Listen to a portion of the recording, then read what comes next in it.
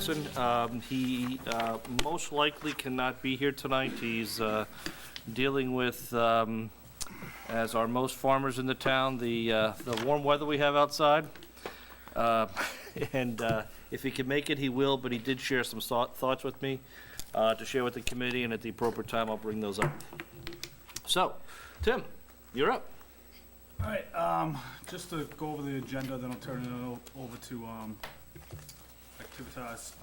So for the design development, we'll be going over the surveying, the boring, the geoprobe results from 2 weeks ago, as well as the next steps. Also, we'll be going over the cost breakdown, including some alternatives and maybe end up VEing some items to get the cost down a little bit, and then we'll just get some closing discussions.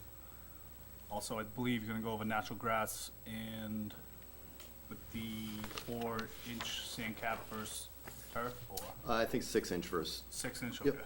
Can talk a little bit more about that. I think at this point, we probably discussed most of our options with the services themselves, but we'll see how those relate to the revised cost estimates Shell will present. And then, just also for the record, since our meeting got canceled before, and prior to that, I reached out to Tim and to Activitas and just wanted to have them look at a few different options for us for trying to value engineering and just seeing what different scenarios would come out. And you'll see that articulated in the memo, just so we have some points of references to figure out which direction we go in. So, all yours. Very good. Thank you very much. So this evening, we'll start with a quick update on permitting. We met with the site plan staff at noon today, went over the project at where we're at. Generally, good feedback. Not too many issues came out of that meeting. Right now, on January 17th, we're slated for a Conservation Commission hearing, and then site plan approval, we're hoping for either January 23rd or February 13th. A lot of that has to do with the feedback we get from you folks tonight, if we think we're ready to start preparing documents for site plan approval. We have already filed the permit for Conservation Commission, and we sent out the abutters notices, so we are ready for the 17th. The last piece of that is we have to just submit the drawing package and the application about a week and a half in advance of the hearing. Okay, just doing that from a technical standpoint. Yes, the public hearing is scheduled for the 17th. If you think you're not going to have the packet ready by then, and hopefully you will, based upon conversations tonight, then just send a quick little email to the planning director and the conservation agent, letting them know you just want to table it to the next meeting so they can properly advertise that you don't lose your notice, Sure. your hearings, and everything. It just gets tabled, and we put it in the agenda ahead of time. Yep, I think the intent would be if we don't have the drawings ready for the 17th, we would probably come meet with the commission just to go over the project in quick detail, just let them know what we're planning on doing. I think our goal still is to get the drawings in so we can be on that hearing. But again, depending what comes of tonight, we'll figure out what that means for the schedule. Okay. We did finish our geotechnical investigation. If you want to just go to the next page. We just handed out a package, 4 sheets, generally giving the information we received from the investigation. I'll go over that in quick detail. As we've discussed in the past, there was 2 things we did out there: test borings, which are the deeper excavations, and geoprobes, which are about 10 feet in depth. The test borings were primarily where the athletic light poles, the bleacher, and the building foundations would generally be. So on this sheet right now, that shows the general locations for the 7 test borings. What came of that was we found there's about 1.5 feet of topsoil in the areas of the investigations, and then generally good sandy material below that. So from a structural standpoint, we think we're in good shape. Our next step would be to start working with Musco Lighting, the athletic light supplier, to start getting some structural designs for those light poles, and then pending what we decide with the bleacher, press box, and building, start working with those folks as well to start pulling together our design. No surprises? For those, no. The one question was how much topsoil we had. Our initial estimates, we assumed about 9 inches over the entire site. We have found more topsoil, which will be reflected in our cost opinions, but generally no big surprises to date. The next thing we did was the 10-foot deep geoprobes within the field inside the track. There was 9 investigations that we did. What that did was confirm that the depth of topsoil inside the track, which is about 14 inches in depth. So again, a little bit deeper than what we thought, so we have a little more topsoil than we need to handle and deal with. What we did generally find was below the topsoil, there's a layer of fill, and then also a second layer of old topsoil below the fill. So from the logs, what it appears is that before this track was built in the 80s, this was your high area pitching down toward the wetland. What occurred was a layer of fill was put on top to level the area, and then topsoil was put on top. So in these investigations, we didn't find that secondary level of topsoil.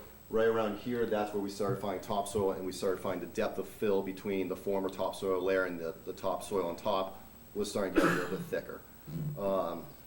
So from a geotechnical standpoint, we can probably leave that secondary former layer of topsoil in place below the fill and just work on top of it.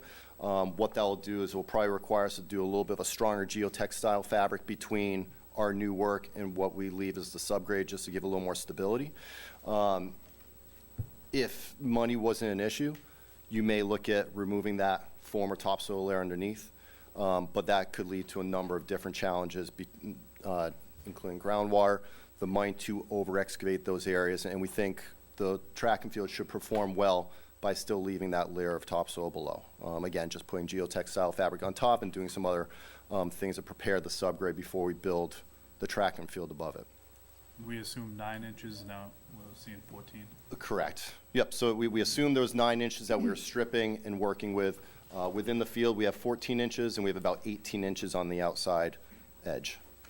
So that buried layer of topsoil at that end of the site near the wetlands, your readings are that that appears to be solid. There's not a lot of organics. It's going to require significant settling type thing, or it would have already happened by now. So that's why you're more or less generally comfortable with putting on the thicker fabric, which will allow that to. We are. So for instance, GP 14, we have 0.9 feet of topsoil, and on top of that, and below that, there's about 3 feet of granular fill. Then on top of about 8 inches of topsoil below that. So that 3 feet of fill is probably compressed and made it suitable so we can build on top. There will be some areas where, from a drainage standpoint, we'll be trenching through there, so there may be a little bit of over-excavation of that topsoil when we're trenching in through our piping, which we can remove at that point. But again, for us to have the contractor chase all that topsoil underneath, again, knowing that the topsoil layer does move around a little bit, specifically from the parking lot down to the wetlands, it would be quite a significant effort, I think, from a cost perspective. And also, we would probably want to do a significant amount of additional geoprobes to really get a better sense on where that topsoil is. Our geotechnical engineer was not concerned, considering the fill we have on top and what we're looking to do, either if it's a natural grass or a synthetic turf field. Given the years that it's been there, Yep. it's kind of a calculated risk that, given the years it's been there, the depth of what it's been filled with, that it should have it level.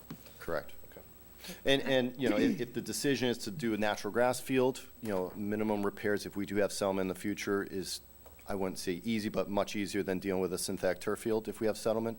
But again, using a stronger geotextile fabric to help stabilize and not have us have any future settlement is kind of the direction we would recommend. Does that 14 inches of topsoil that is currently there, does that contribute to it being such a wet field?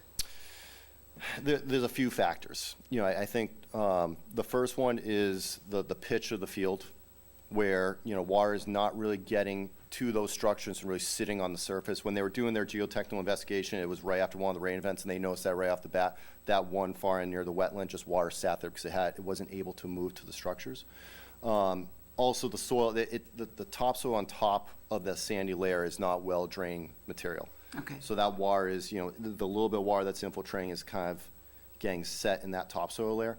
Groundwater is also about 4 feet below finished grade. So with the level of groundwater and the water that's slowly, if it is getting through the system, it's saturating the soil and not allowing it to drain appropriately, specifically in that far area. And the topsoil underneath is just another area for water to saturate. And a lot of the deeper topsoil, that former topsoil layer below the fill is within the groundwater table. So I think that that former topsoil layer is always saturated, so any of the water getting through the field vertically, it just has nowhere to go. So And going forward, we'll be able to rectify that issue. we should be able to. Yeah, I think drainage in the field will certainly help, because if it's a synthetic turf field or natural grass with the drainage we're looking at, stormwater will get into those drainage pipes, circulate, and be directed into the wetland. So, where the groundwater table is, that may rise or decrease a little bit over time, but most of that water, we should be able to direct off the field and have it perform appropriately. Good. From a geotech standpoint, how is the thicker fabric, how does that help? What does that do? Does it dissipate? It's a stronger woven fabric, so we would typically do a non-woven fabric with a synthetic turf field between the subgrade dirt and the Stone Edge drainage base. The woven fabric is a stronger fabric, so will help stabilize the subgrade below and not allow any settlement. If there is a little bit of settlement, it's strong enough fabric that'll, it's not ideal, but if you have a little bit of settlement in the subgrade below, it's strong enough to not Essentially bridges reflect. Yeah. Bridges it? Okay. I got you. And again, I think, And then you put the foam on top of that, right? correct. And I think, we would be looking 95 to 100% compaction on the subgrade in any case if it was a synthetic turf field. The synthetic turf field, we don't want settlement because renovation or fixes for the settlement and a turf field are going to be more expensive than if you have settlement in a natural grass field. It's just much easier to repair them. So if we are going to go synthetic turf, we want to make sure we have a strong enough fabric and we don't have any settlement over time. Third slide, there are a number of geoprobes that we took within the track. What we wanted to do here was confirm the depth of asphalt, which was around 3 to 4 inches on average, and then if we had a good granular filled base underneath, which we generally do. So what the goal would be and how we've reflected in our cost opinion is the asphalt will be pulverized in place.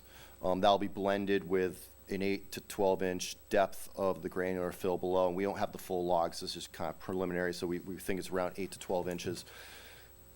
Blend it, strip it, stockpile it on the side of the site while we prep the site, and then that material will be reused underneath the new asphalt as kind of that first lift of dense grade, and then we'll supplement the rest of the crushed stone we need to get to our finished grades.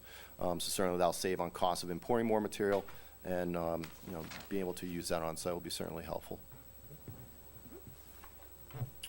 And then the last slide is just the remainder. There's 3 areas that we had geoprobes done, specifically geoprobe number 3, which is close to the wetland. That was just where we're extending the track a little bit, where the future storage area would go. And then 18 and 19 are over near the drop-off area for the buses. So we just wanted to make sure we didn't have any issues with organics or any other items we need to look at over there. Generally, again, the topsoil probably is about 0.7 feet on average, and then we had good glacial tills, and just looking through this real quick. Yeah, good sand down to 8 feet, and again, geoprobe number 3, which is the closest one to the wetland, we had the former topsoil layer about a 2-foot depth, and I think that's the closest to the wetland. That seemed to be the lowest below finished grade, which was our assumption. That whole area drained from the parking lot area down into the wetlands.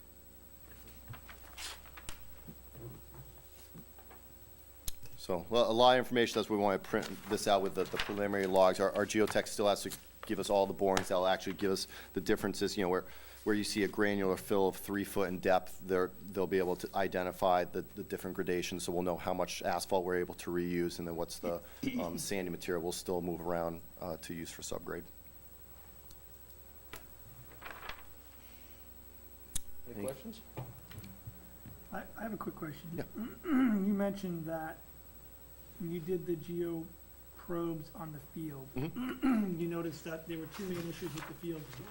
One is the pitch, which we know. Yep. The crown is gone, and it's got these little valleys on both sides. But the other was the fact that the soil didn't effectively drain, right? I mean, the soil itself is not it's not draining. I mean, Correct. It's not rolling off with the pitch, but it's also not draining. It's not going through. So what causes that over time? I think it's the nature of a native soil. A native topsoil really doesn't have good vertical drainage. There's not enough of a sand to let that drain vertically. Usually a sand-based root zone or a sandy loam will have enough sand in it so that it's 75 to 8% sand, so that gives it the opportunity to have voids for water to drain vertically. Typically, native topsoil, the reason it has the greatest amount of pitch is because we have to rely on surface runoff and not the vertical drainage. It's just the nature of the topsoil itself. So going back to Mary's question, and I'm loading the question, how do we prevent that from happening if we go to grass? Well, I think right now we're looking at either from the conversation we had a few weeks ago, we looked a little bit more at either a 6-inch sand cap or a synthetic turf field from the cost perspective. The 6-inch sand cap has a 6-inch layer of the sandy loam or the sand-based root zone, which is mostly sand, that will have all vertical drainage through that first 6 inches. And then as it starts shedding toward the sideline, will be collected in drains every 20, 30 feet or whatever But the there's a spacing is. maintenance cost to it, to maintain that field so it drains effectively each year. Aeration, tining, there's certain things you have to do to it, sure. Yeah, so we wouldn't be able to just do it and let it sit. There's a fair amount of maintenance each year, otherwise we'd get back to the situation where native soil's not draining. Correct. If I'm understanding the Yeah. process correctly. Yeah, I mean, so the sand cap will have vertical drainage. The native topsoil field, which is what you have now, has very little vertical drainage. So that's why, typically those have the 2% pitch versus the sand cap. You have less of a pitch because you can rely on the vertical drainage. Okay. But yeah, to that point, there's still the aerations, the tines, the overseeing, all the maintenance required with the natural grass field. Just we're able to get water off the surface for a sand cap field, which allows you to play on it quicker, versus a native topsoil field that you're relying on surface drainage to the edges, and you're maybe letting it sit for a day to whatever it is, depending on the rain event. And that was all spelled out in your initial proposal for the maintenance of all 3 different options. Correct. Yep. But that's all included in that. Yep. Yeah, and generally, the maintenance for the So natural Mike, grass. that's not an extra cost, was what he had in there for the maintenance, the annual maintenance of each one of those before. Right. Yeah, generally, the maintenance for the sand cap versus the native topsoil field, they're going to be the same. Really the difference in the two and the cost premium is the ability to get on the field a little bit quicker than you would on just the native topsoil field. And again, as we talked about, the last meeting, your maintenance costs will then increase as you get to that 412, which we've always used, or past that.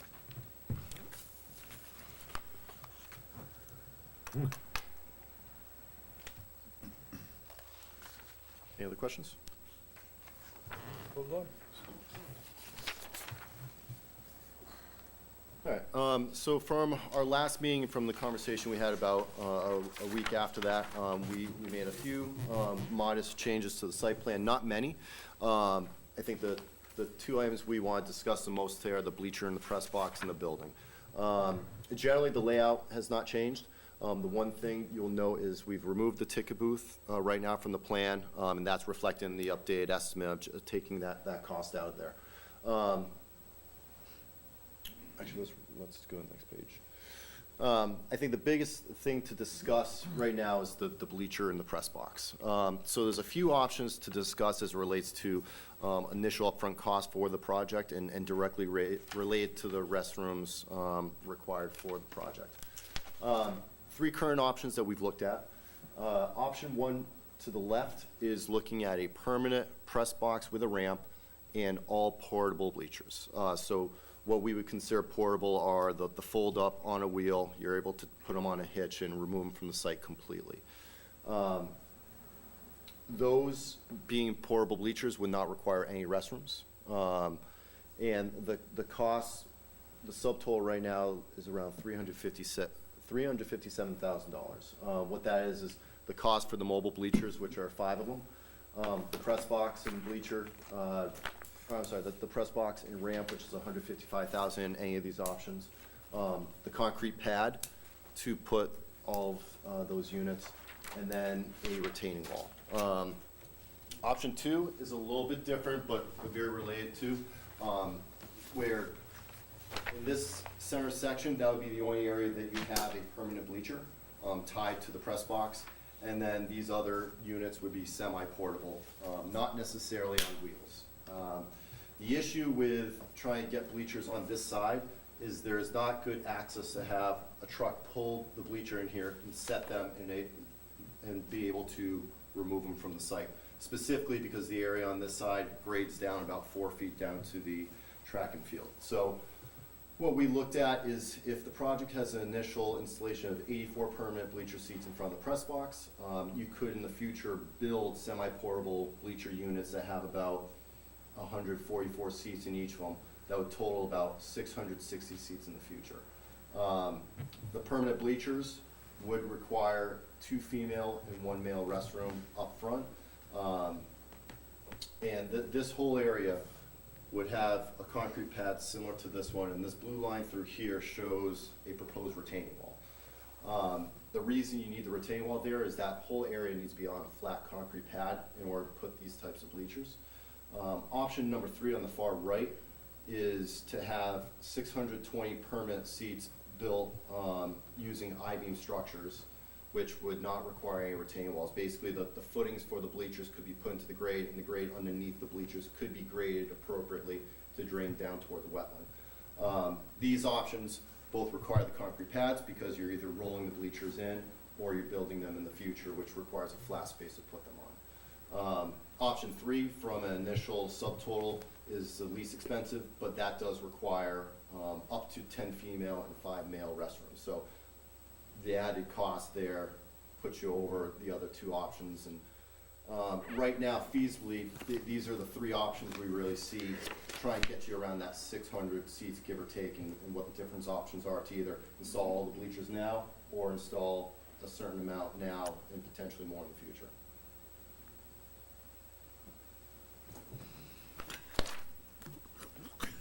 Question? I have a couple questions.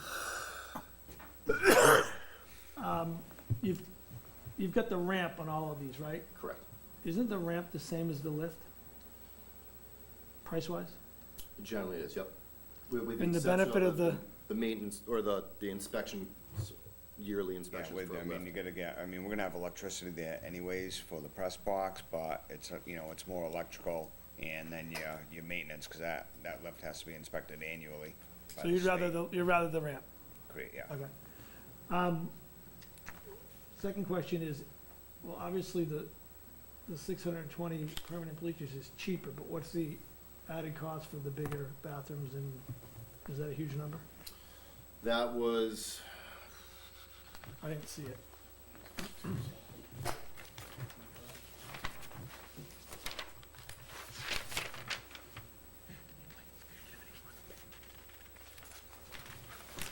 I mean, does it just blow that building out of the water now?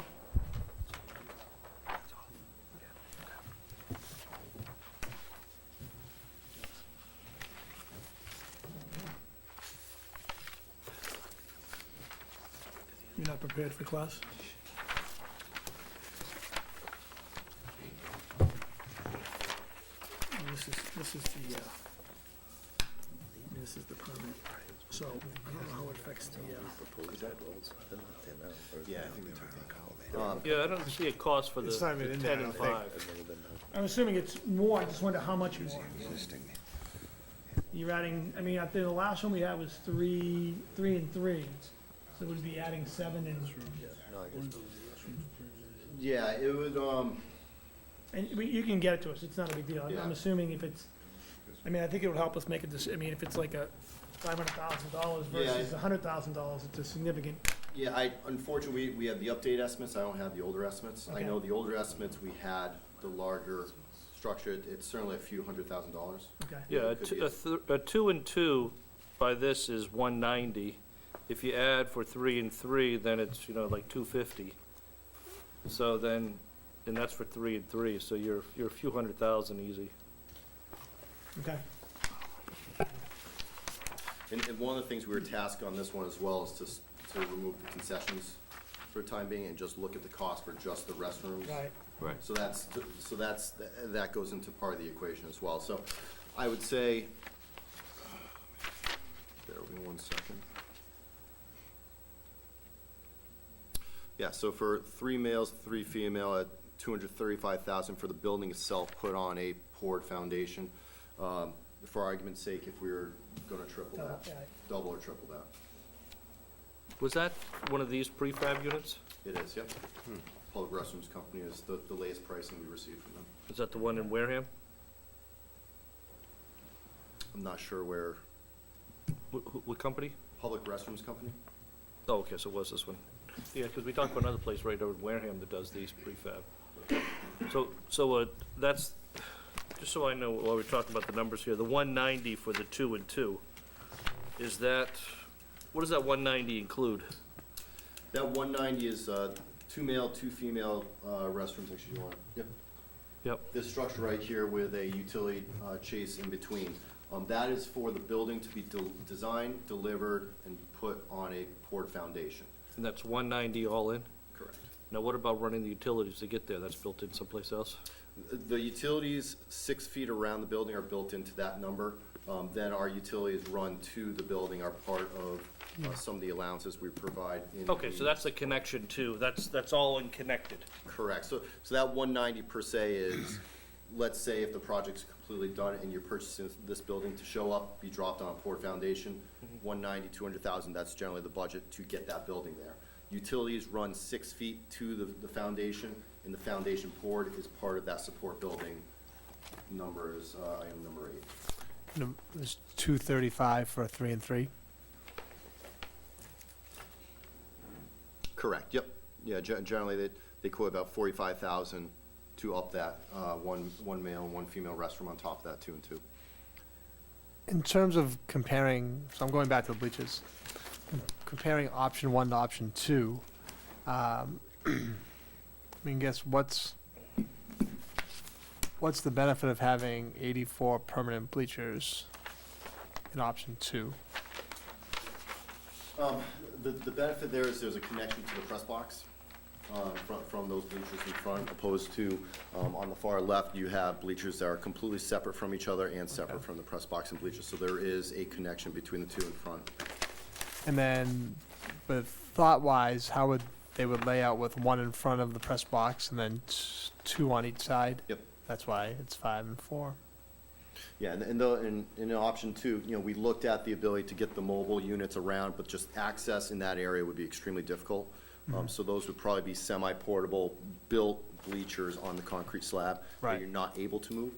Versus option 1, those are truly, fold up and use them elsewhere on site, or considered mobile units, which have a relation to the number of restrooms required per code. But it's actually cheaper to have the permanent bleachers with the press box connected to the press box. Correct, if you're looking at just the bleacher Just the press bleacher box cost, just the comparison, bleacher yep. cost, yep. It just the caveat is obviously there's more restrooms required, so that But- delta. Yeah. And part of that is you're not building a retaining wall and you're not building the concrete pad. Right. Correct, yep. That's really the Your cost of the first project. plan had the building with 10, 10, and 10. Mhm. It was one of the initial designs you did. There was never a number for that, though. That was all part of an initial, Yeah, that was a big number. It was like. That'd be a number there somewhere. yeah. Yeah, I'm just trying to get a comparison. no, understood. If I had, if it was my choice, I'd go with the 620 permanent, obviously. I mean, that part of it is cheaper. Mhm. I get there's an offset to that with the building itself. That's why I'm trying to figure out, and you can always let us know, what's that number? Is it 3 bathrooms at 300 versus 5 and 10 at 450? I mean, we find 150 somewhere else. I mean, in a perfect world, I think the portable bleachers and the retaining wall and the slab, I mean, you just get so many things that can go on over time. The bleachers that we have out there are permanent bleachers. They're on concrete slabs. I mean, they're on footings, Yep. and they've been there for 30 years, and, other than there's some fabricating issues with the galvanized steel there. Other than that, they've stood the test of time. Sure. From our November 17th meeting, which would that be the original one? No, October November- 30th was our first one. So that one, it has the support building for $837,100. Yeah, that's probably the one. Do these figures include the press box? They all do, yes. So the 155,000 is your press box with your ramp. That cost remains the same no matter what the options are. Now, if we minimize the requirement on the toilets, what would be the plan then to fulfill that need? Would we be going Couldn't back? have the permanent bleachers. No, but what would be the plan then? Would we be going back to porta potty? What would we be doing? I'm just, No, from my perspective, I think we should have some permanent bathrooms down there. Agree. That's my perspective. Would the town be So willing to, I'd be looking at the 3 and 3. I know there's something about the code with the town, can the town adjust that number No, and say? that's a state regulation. Local, you would have to, if you want a waiver, you have to appeal to the state. The local authority having jurisdiction can't provide a waiver. They're just there to oversee what the state implements. So if you were looking to deviate from the state rules, you have to appeal to the state. You can't get a local override on that. And the only other known we don't know right now, which the Board of Health is reaching out to DEP, depending on the number of bathrooms, I don't know if we're gonna be able to do a separate septic system on this site, or we're gonna have to tie into our existing system with a forced main over to the existing tank and then out to the field. I don't know what DEP's stance is on that. So that could play a big factor into the bathrooms and how many. Yeah. You know, again, just going back, as Scott said, it was 837,000 plus the contingency of 15% and geotech and stuff, so it's called $1 million for what was done before for the 837 plus that, yeah, so you're over $1 million for that. Now, the only other difference is that did include the, Concession stand concession and the stand. storage area.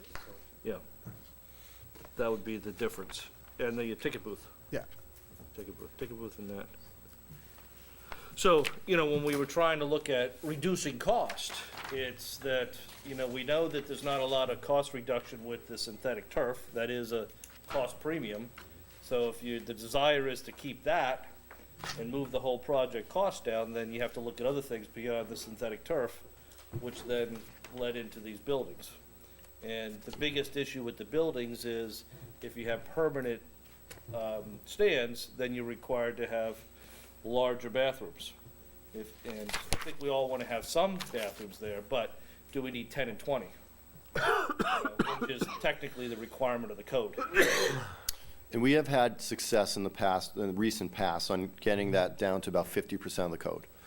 So there is the ability for the state to work with municipalities and say, okay, you know, I think I've said a few times today, this code is written toward Fenway Park, toward Gillette Stadium, which is a different use, but that's really what it's written to. It's not written for a high school track and field facility. So our ability to ask for a variance to go 50%, that gets that 10 and 5 down to, you know, 5, and let's round up to 3. And is that something that we could look at? I thought you were 10 and 20. 10 and 5. 10 and 5. Yep. 10 and 5, yeah. is 5 and 3 about what you're thinking? 3 and 3 is fine, 2 and 2 is fine. It's just that you're talking about permanent versus non-permanent. Yeah. And I think we had a discussion before that you need at least 2 and 2 and maybe 3 and 3. Yeah. Right. So that you have those plumb there, and then if you weren't required to have any more, then if there was a special event, then you could bring in some temporary porta potties just for that special If we need event. to. Versus having there year-round and then deal with the, Yes. you know, unfortunately, the vandalism, destruction that just happens with permanent facilities. Have you had any, I get the portable building, dropping it in place, and obviously there's a premium for that. I have to think that this can be built cheaper outside, brick and mortar, you know? Have you had experience with that? It can, what we were tasked with is to design as a prefab building, not have an architect on board to do the design Oh, and right. bid is. So that's Oh, one, so from the design standpoint, that was, If we went to a So building, Mike, we'd you have to could design- plant this, you could build this cheaper on your own property, but we have to file a chapter 149. Yep. We have to hire an architect, pay them, then we have to pay prevailing wage for on-site labor, for a plumber, electrician, all that to do it. Where here, all that work is done off-site, and they just deliver a fixed unit that you just have to connect. So that's why for a size building like this, and Dave, please comment on this, it's cheaper to go in this direction than conventional construction.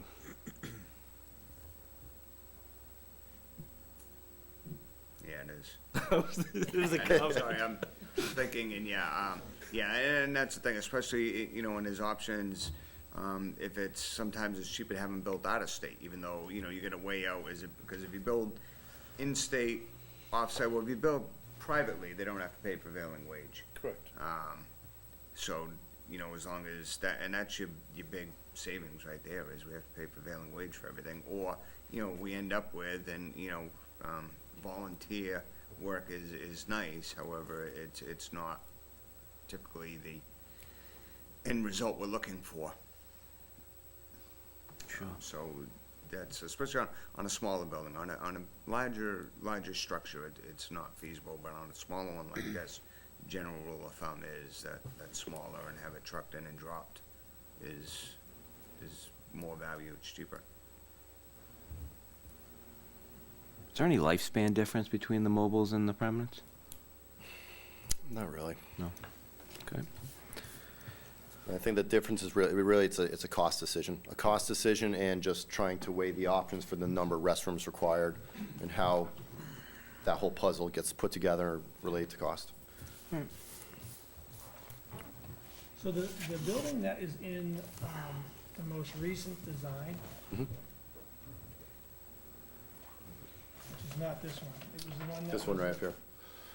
Yeah, I'm not a fan of that, actually. It was the one a while back. I think not putting concession in that is a mistake. Yeah, that's what I was gonna ask. What's your cost difference to add the concession back in to that building How would I with a attach 2 and 2? concession? I guess my question is, how would I attach a concession to that if I wanted to? You're probably doing a second building. I don't know if we're attaching after fact to the actual building. I could go back to the manufacturer and ask them, adding the concessions back to a 2 and 2, to see, or a 3 and 3, what those costs are, just from the previous meeting that, No, I get you. so, There was a you had a it's probably not in this presentation, but you did have a building with 3 and 3 and then a concession. With a concession stand, storage. yeah. I forget what that number was. I guess I struggle with the ultimate question. We're talking about cutting things up. But we need an ultimate number, I think, to start with. I mean, I know what your number is. I don't know what the town's number is. So how do you cut things if you don't know the number? If our number is 4 million and you're telling me you can do everything you want to do for 4 million, what are we cutting things for then? Or is the number 5 and we got to get down to 4.5? I feel like we're going kind of backwards. What's the ultimate number the town is willing to pay? And then we could design to that versus design something and pull things out and we really don't know what the number is. Like if the 3-bathroom concession storage unit works in our number, and then the bleachers and everything else, great. If it doesn't work, then we need to back things up. But I don't know what our end number is. Talked about that last meeting. It's still way too high. So what's our magic number? Well, it's, again, how much can the CPC afford? Oh, it's 3, right? Yeah, and then what can you get from other sources? So I think the last meeting, we were trying to get down to like $3, $5, $4 million. I don't remember exactly, but it was somewhere in that number. So, I mean, from an architecture standpoint, don't you need a number to start with or no? Or do you design to the hill and then pull back? well, I'm just trying to understand the Sure. process. I mean, we started, I think our initial estimate of what number that was, 5.5 or whatever that number was, that was kind of all in. This is what the initial scope would cost. You know, clearly, now that we've done the geotech, we've been able to pull that back, that contingency a little bit. And as we've moved around a few things, you know, right now, I think we're generally all in, where's my full for that page? All in on this building. For a 3-restroom building in either of these options with the 84 permanent seats and portable seats included in these numbers, we're around 3.7 to 4.3. 6-inch sand cap to synthetic turf field. Is that a doable number for us, or are we still over? Because we're wasting our time cutting things out if we made our number. Well, if we're looking to go turf, it's not at a number. Concession stand. Correct. That That's does just the not. bathroom. We'd have to whack that down No to storage, 4 to no 3.5. concession stand. You just said we have to get that to 4 to 3.5. So our number's 4. At the highest point, that's what we just talked about, right? Yeah, I mean, I'll go back to my notes the other time, but I ran through all the different scenarios with CPC and the town stuff. And again, I thought the number was 3.35 to 4, somewhere in there was kind of a target range to get to. And So for 4.383. why don't you, you know what, we're getting stuck in a detail right now. Finish the presentation. And then let's see where the numbers are, because you still got a few more things to go through. And come back with this. Okay. Does that make sense, Mike? Because we're not Yeah. cutting anything right now, they're still presenting, and we're, Right, I just feel like you're spinning your wheels if you don't have a number. They can present all they want till the end of what they have for a thing, but I feel like we're just it makes perfect sense. This is great.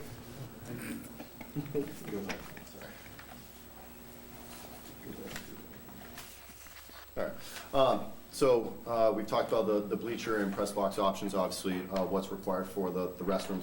You want to scroll? So we have started Are looking. we looking to weigh in on that issue right now, or no? I feel like option 2 is the best option, if we're assuming we're not getting 620 permanent bleachers, which doesn't sound from a cost perspective that that's something we're gonna be going for. So from my perspective, I think option 2 is a better option in terms of having the press box connected to that one set of bleachers. Mm-hmm. And, because we're talking about getting a bathroom building anyhow. So option 1 allows us to not have a bathroom building, but we're saying we want one. Right now, we're saying we want at least something down there for a bathroom complex. well, here's also an advantage or disadvantage from 1 and 2, is assuming that you're gonna get bathrooms with 1 or 2. Right. Just assume, but number 1 doesn't require bathrooms. Correct. But the advantage of number 1 is that you don't have a fixed bleacher in front, so you can put bleachers to the left and to the right of the press box and balance that out. Whereas if you do option 2, from what I'm hearing, is you can't put the bleachers to the left anymore because you can't get there. Correct. So if they were I thought we all- could put the bleachers to the left, but they wouldn't be the fully portable ones on wheels. Oh, They'd be that's the right, set- that's they'd be right. the They're semi-portable. assembled in place. They'd be assembled in place and they'd be Gotcha. I'm fixed sorry. there. You're right. but You're I don't right. know how much we're gonna be looking to move around. You're right, I once mean, they're if we, there, they're there. say we wanted to move bleachers around, having 2 on the other side that were portable, that were on wheels, with 244 seat mobile bleachers would be pretty big. That's a lot of bleachers for us to be able to move around. No, you're right, Scott. Yeah, option 2. Reality is they'll probably never be moved either way. That's, Yeah, so from that standpoint, the option number 2 makes sense. Yeah, that was what I was thinking. Is there any other reconfiguration you can do with the bleachers, or have you guys really vetted all of those out? And I'm looking at from the standpoint of the retaining wall and the cement pad. Is there any way you can design those out? And I guess this goes to you, Dave, a little bit too, from what's there.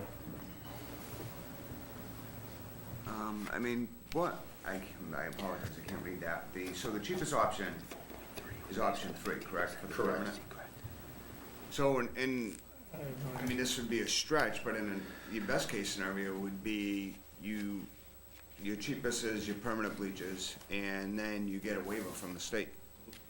It's the best of both worlds, actually. That's what I had mentioned earlier. I mean, the best thing is, like I mentioned before, is permanent bleachers. Portable, I know we talked about it, it's a savings, and I think if there was no bathroom contingency at all in any of this, we'd all be going for option 3. It's cheaper, it's permanent, it's solid, it's in place. We could all agree on that, if there was no bathroom piece to this. So if we could get a waiver from the state, I mean, you've had success at 50%, so at 5 and 3, Yeah, 50% is still 5 and 3. right, That's pricey. that's pricey. That's pricey.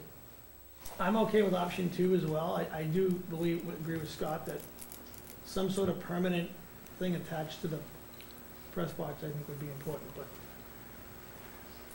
Yeah, they'd be better for that one set of bleachers to be connected to the press box. Mm-hmm. You know, given, looking at saying that maybe we'll opt. what is that versus wall gonna 2. be made out of? and I can't see the numbers, but is the press box that you're figuring the numbers on adequate size? Yep, a standard 8 by 24.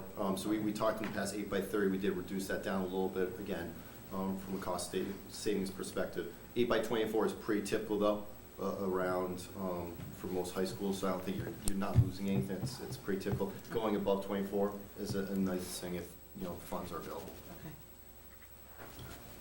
So the wall is a block system? No, I think that one we priced as a cast-in-place concrete wall, just because of the proximity to the wetlands. That's another pinch point where we want to try to limit the disturbance as best as possible. And again, those wetlands are a vegetated swale. So we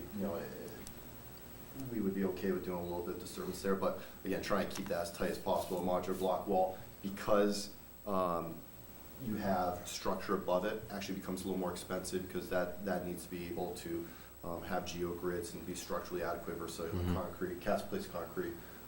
Though a little more expensive, probably works better in this situation. Yeah, I would say.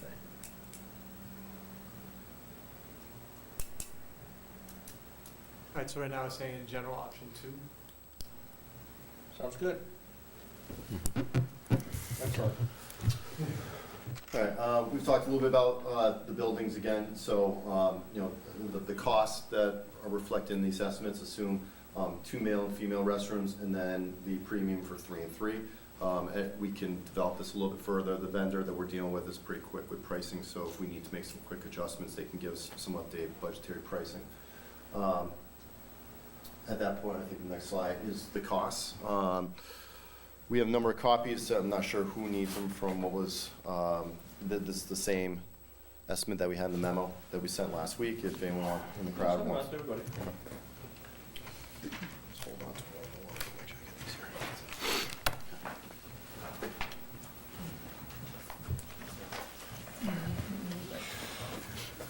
Actually, they have it.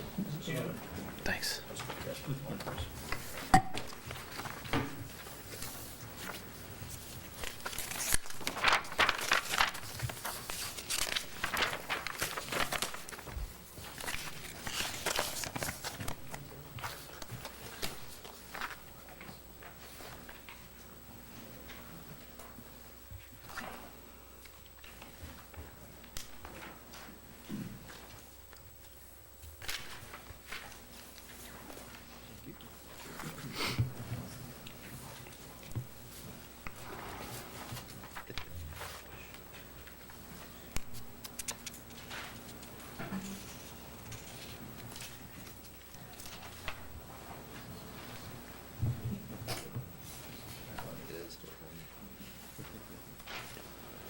All right, so based on the last meeting and on the conversation we had, we've made some modifications to this estimate.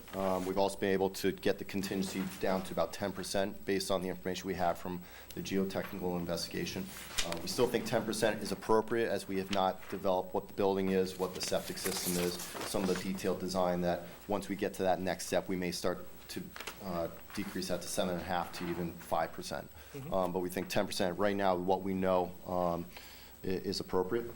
A quick summary of a few of the items that we have adjusted. One of the larger items is the mobilization site preparation. I think that went from 150,000 down to 80,000. What that includes is basically deducting the cost for a number of demolition operations, such as the bleachers, the press box, the concessions building, and having that done by other, which would potentially be by the town or volunteer work. That was one of the things that we were asked to look at. There's still several demolition operations that really should be done by a contractor, so we've included those, but certain things like fencing being removed before the contractor takes over the site, there's certainly cost savings there. So things we could look at to give the contractor more of a prepared site as they start working. If we go down that route, I think we want. Who's doing that? So, just doing that for your education, Mike, that's how we did the fire station, is we went forward and prepped the site. Yeah, I'm aware of that. Is we had that all demolished and laid out, so when the contractor came in, they had a tabled level site. I think the only difference here is we probably wouldn't touch the pavement for the track, because that's gonna be ground up in place, so everything short of that, we'd find a way of getting demolished and removed. So who would do that? We would be looking for a combination of town and private support, Like volunteer, or we pay them? volunteer. We may have to pay for disposal cost, but again, I'm using the fire station model as the example. And it's a way of trying to get the number down so you can afford what you guys want. Oh, I agree. I just think it's a much bigger site than the fire station site.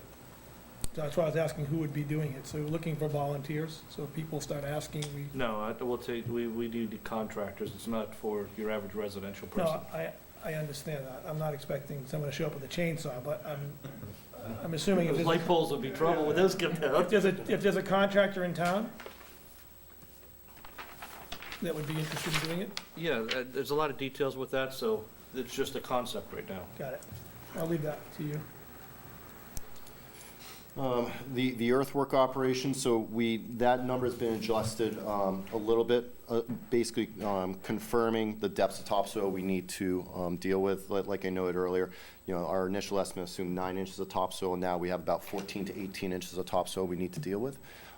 So in any case, we would be stripping all that topsoil, screening it, stockpiling it, preparing the site, and then putting back the topsoil, whether it be natural grass or synthetic turf. That would still be the same operation.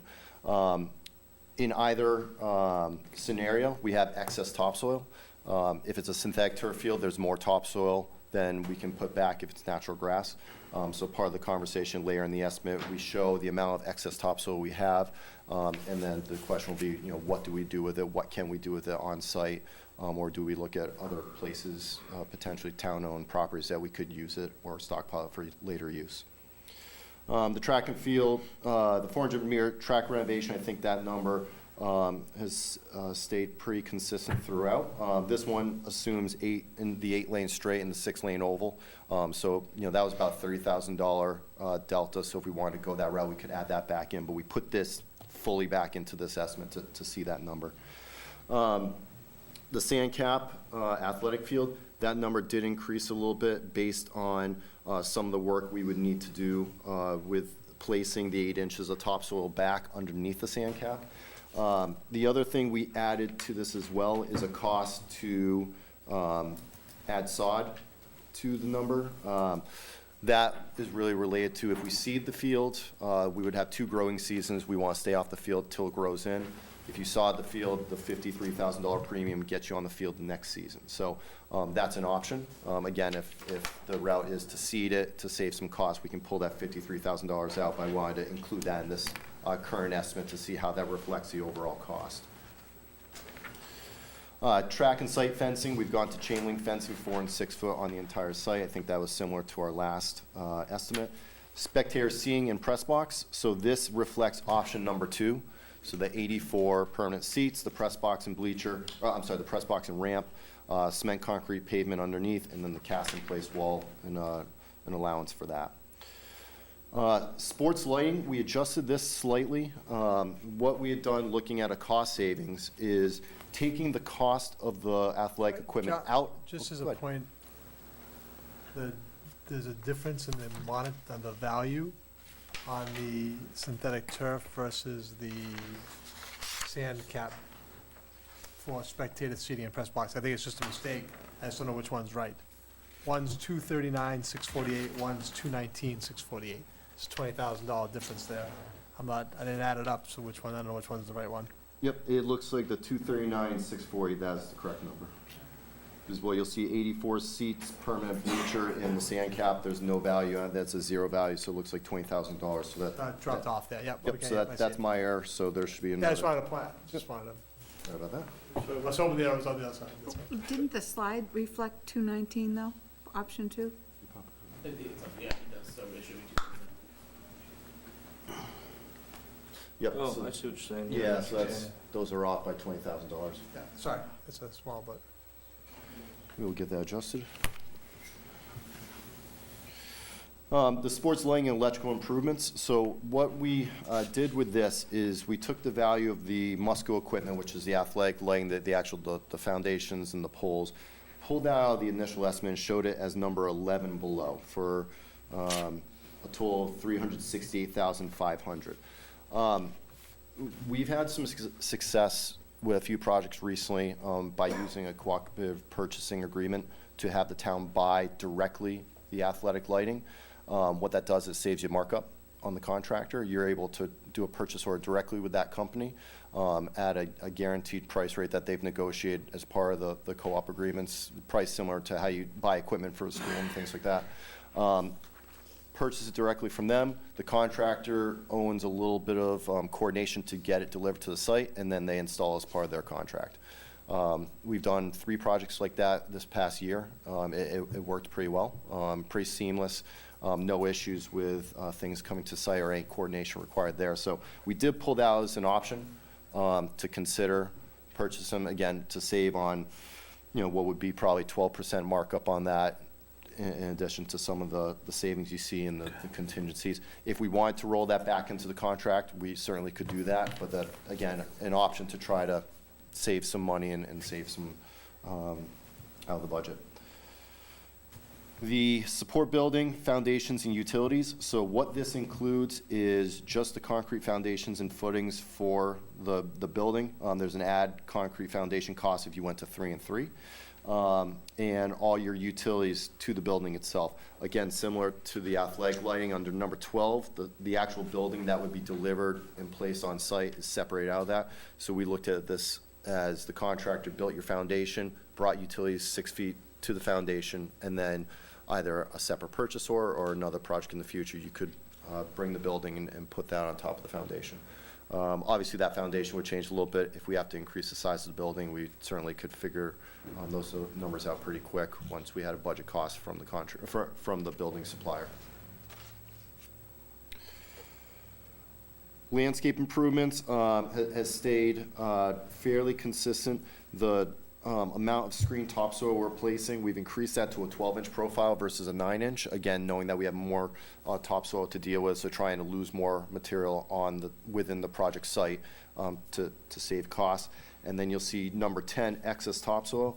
That is 4,900 cubic yards of excess topsoil will have generated from the project that we could either use on site, which is what this number reflects, or if there's another means or place in town to use that material.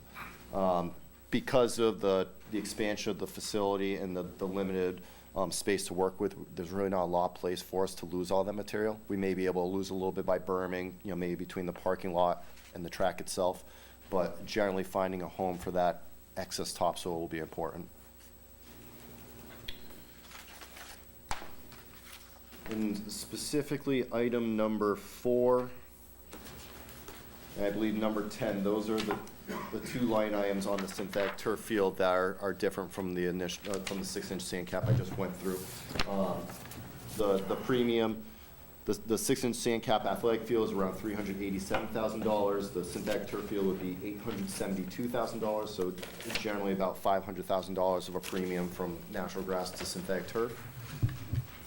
And then, as I noted earlier, there's probably about another 3,000 yards of topsoil we would have to work with by importing the synthetic turf field with all the stone base we have.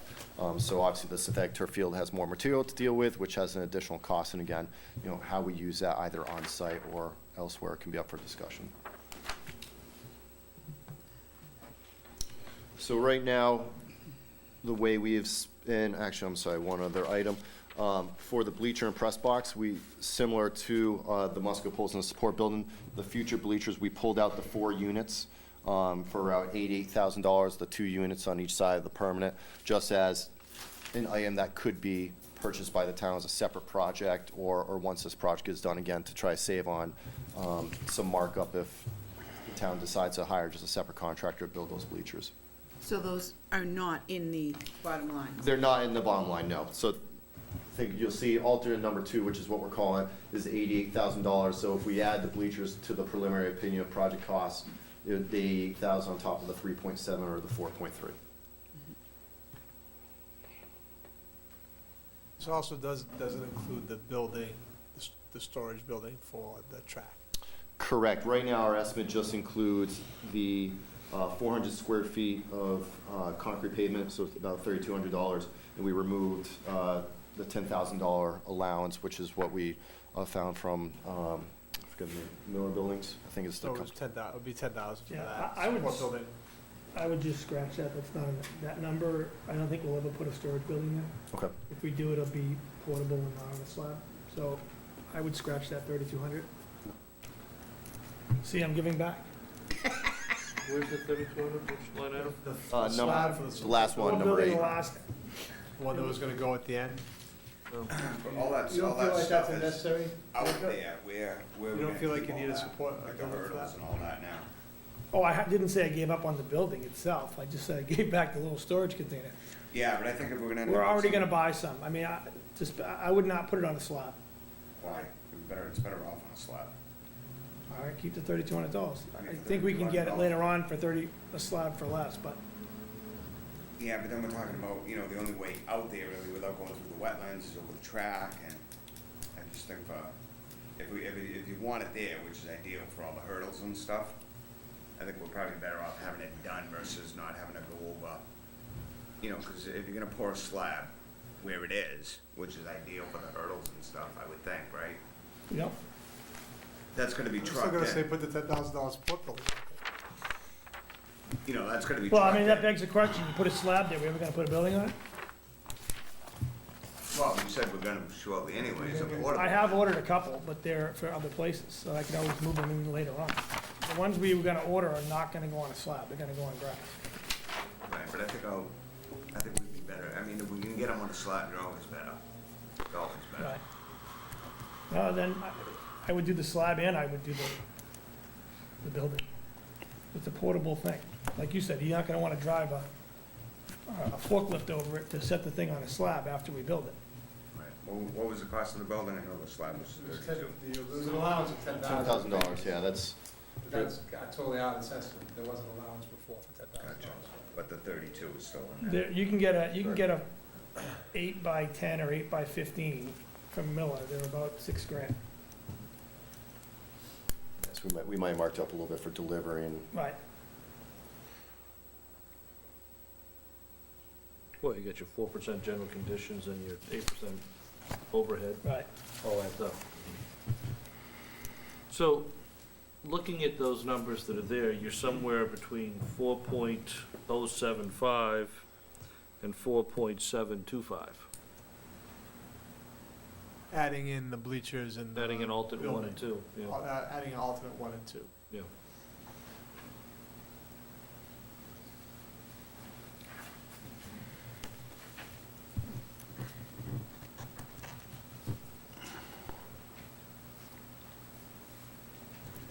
Which you have to have, right?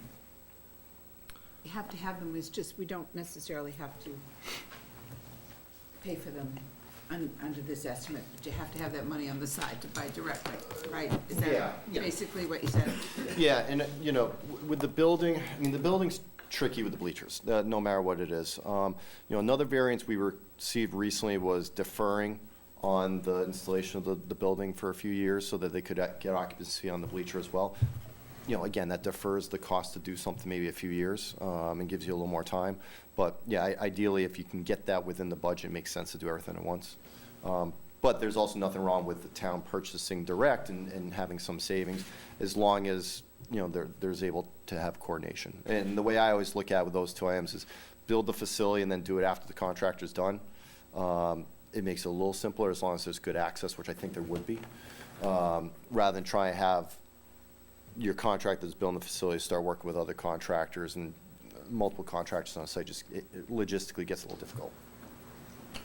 So, this is a real technical question, and unfortunately, Bob, the moderator, who's chairman of the CPC, stepped out to start their meeting. Specifically, and you've done many of these projects before, what items are not eligible for CPC funds? We know the grass carpet isn't. How much of the drainage and the prep work is in there? Because what I'm really looking at, what I'm trying to get to is, what is my cost differential for natural grass versus artificial turf based upon what you have up there? Where do we have to find funds that cannot come from CPC? I don't know the answer up front. I know certain towns have different regulations related to CPC. Town of Belmont, someone I work with right now, another project, I know fencing doesn't necessarily fall under that. So does that take that fencing out of that budget completely? Or is it included under your CPC? I'm not sure. I'd have to do a little bit So of we research. don't have any special town regulations, it's whatever eligible under the state. So Belmont could have a thing that'll pay for fencing, Sure. and they could do that internally, and that's fine with them. Yeah. So to rephrase the question, what's not allowed under state regulations, what will the state CPC authority say is not eligible? I have to look into it. Okay. I honestly don't But you know. guys have done that before, you've talked to them about that stuff? A little bit. Usually the towns having those conversations direct, that's usually, we're usually dealing with, okay, this is the overall budget or the numbers we have to work with these items. Yeah. Not to say I can't look into it, I just don't know offhand what does and doesn't get covered under that. Because what I've heard is beyond the grass is there's a question on different drainage type systems may or may not be, and I just don't know the answer if that's true or not. I don't know if it's I mean, you gotta do drainage either way, so from my standpoint, it's not.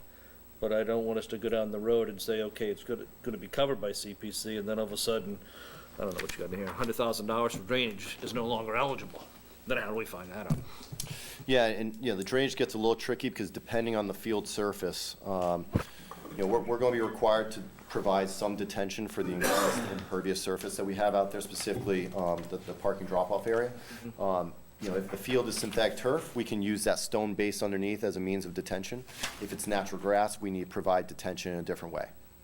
So it's not an easy swap sometimes with thinking, okay, if it's not synthetic turf, then we're all, the design's gonna be the same. The design is a little bit different on some of those ends, so the drainage would be a little bit different. And again, what gets covered under the natural grass field drainage versus synthetic turf and how those correlate to the parking drainage versus the synthetic, it's a little bit different. Long story short, I need to do a little bit of research to find that out because I just don't know offhand what does and doesn't get covered. Did your test borings and stuff, all those geological tests, determine that we have to have the 6-inch sand cap? As No. opposed to just the straight grass? Sure, no, the geotech really had nothing to do with that. That's really just the design of the different the natural grass surfaces, and just what we've had success with versus the native topsoil and the sand cap. We've done a 4-inch sand cap and a 6-inch. The 6-inch is better because it gives you more of a growing medium for the grass and actually allows water to drain vertically better than the 4-inch. Oh, I understand it. We just, all the other Sure. estimates we had that other version. I think, Mary, at our last Yeah. meeting, the more we talked about that we decided if we're gonna go natural grass, and I'm not saying we are, that if we went natural grass, the only way to really do that is to go the thicker, the 6-inch, Right. because then you get more use out of it. Again, I'm not advocating for natural grass or surf, but we Right. kind of eliminated the cheaper version of the natural grass, just because of the ability of being able to play, after it rains.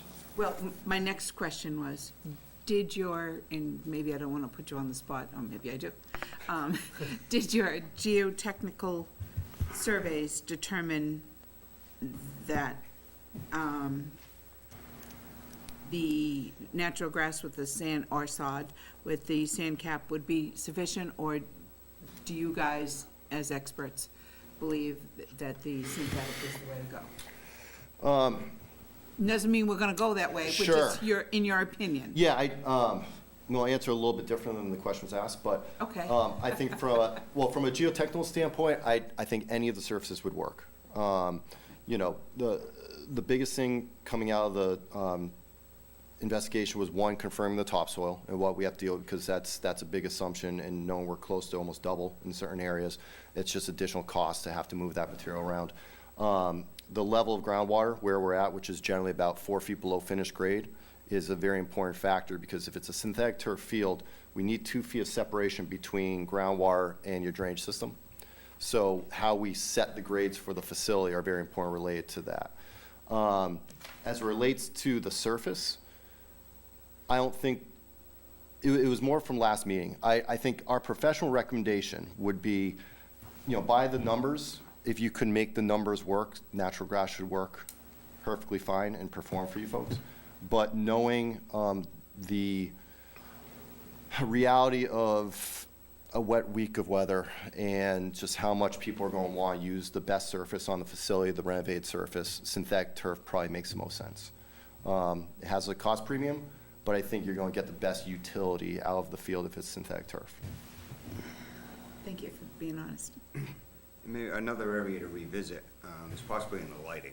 And I'm a pusher, and I was for this on LED lighting.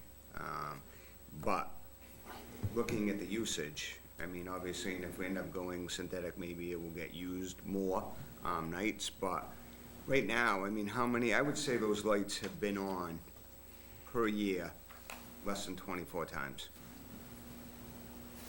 It's I'd say, right? That's probably a fair assessment. Yeah, we don't use it And after that- dark Getting at. because we don't use that field.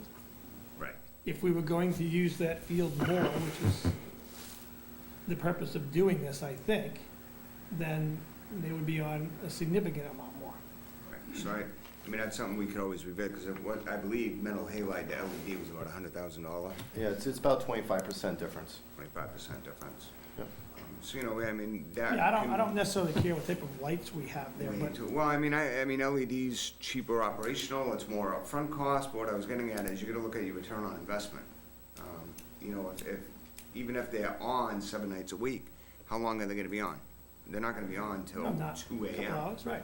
So in the wintertime, obviously, you get longer run time. I mean, summertime, they're not on. We don't, you know, they're only allowed on for events. We don't light the track for, you know, obviously the people use the track to walk. Right. But we don't light it for that purpose. So I think we should, you know, as a group, look at and say, all right, do we want to pay that premium for LED? Well, there is some cost savings in metal halide. Your operational costs are more, but the return on investment, I think, is probably the life of the lights, honestly. LED's better lighting, but is that an area we can cut costs? Yeah, I don't have a problem with that. I think that makes a lot of sense. I mean, when they're using it predominantly, the light is out longer. The daylight is longer. So it's maybe 2 hours a night. Right. So I don't necessarily think we need the top of the line lights. I mean, that's definitely, if it's a couple $100,000 saving, I'm totally fine with that. I feel like we've spun our wheels a lot in terms of design and finding ways to cut. That's why I keep going back to two things. One is, we hired professionals to give us their professional opinion, and I think it's time that we, as Mary said, we get professional opinion based on our usage and the community need. And the second thing is we get a hardcore number so that we figure out what's the best way to do this. Without a number, I think we struggle. What's our max number that we can afford? I think that just makes sense at this point.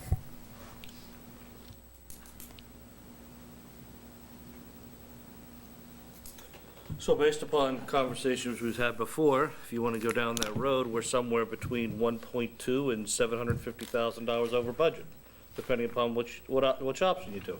So now what do you want to do, Mike? Well, I want to pick an option, so we don't keep saying there are two options. Let's find the option that makes sense for us, based on a professional opinion, and then start to look at what our number is and see how far we're off. And then we can start chipping away at it. That's how I would do it. Maybe I'm crazy. I mean, someone else can say otherwise, but isn't that where we have to start? Well, I think what we've heard from the professional recommendation is grass will work. And this site would work fine for that. If Now, we- from a community. I don't agree with that, though. Let's stop there. Listen, don't put words in the consultant said it would work. They just said it would work. But based on what number? That's important. It'll work on 300 uses, sure.